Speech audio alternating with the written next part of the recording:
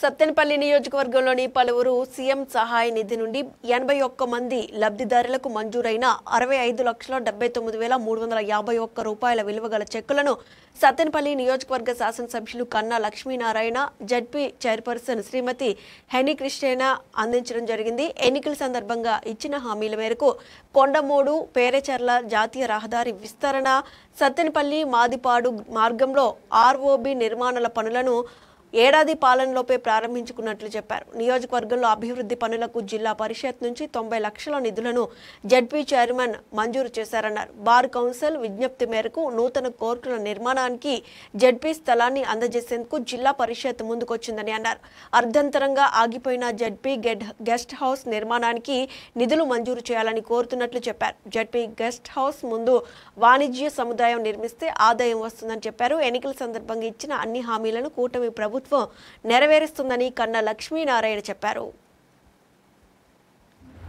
ఆదాయం జడ్పీకి ఆదాయం కూడా వస్తుంది కాబట్టి అది ఊరికినే ఉంది. దాన్ని కూడా ఒకసారి దృష్టిలో పెట్టుకొని ఆలోచించాల్సిందిగా కోరుతా ఉన్నాం. మరి ఇవాళ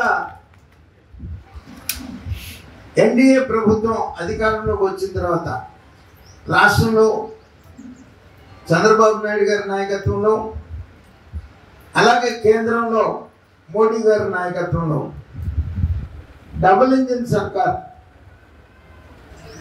అభివృద్ధి సంక్షేమం రెండు కళతో మరి చూస్తూ మన ప్రాంతంలో ఉన్నటువంటి రాజధాని అమరావతిని కానీ, పోలవరం కానీ, అలాగే మన గోదావరి పెన్న అనుసంధానం స్కీమ్ కానీ, అలాగే పేరేచర్ల కొండమూడు రోడ్డు అయితే పని ఆల్రెడీ మొదలుపెట్టినటువంటి విషయం, అలాగే మన సత్తెనపల్లి మాదిపాడు రోడ్లో ఉన్న రైల్వే ఓవర్ బ్రిడ్జ్ కూడా శాంక్షన్ అయి టెండర్ ప్రాసెస్లో ఉంది. దానికి కావాల్సినటువంటి రెవెన్యూ రిజల్యూషన్స్, మున్సిపల్ రిజల్యూషన్స్ కూడా ఇచ్చేస్తున్నాం. కేవీ బులెటిన్ అప్డేట్స్ మరిన్ని అప్డేట్స్ కోసం కీప్ వాచింగ్ AP23 న్యూస్.